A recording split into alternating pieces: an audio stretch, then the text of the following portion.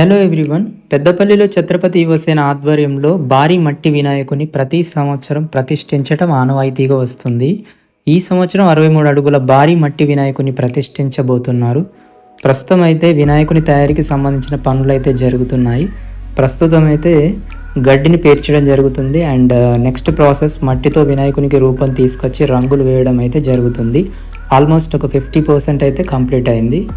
ఈ వినాయక చవితికి అతిపెద్ద 63 అడుగుల మట్టి వినాయకుడైతే సిద్ధమవుతున్నాడు.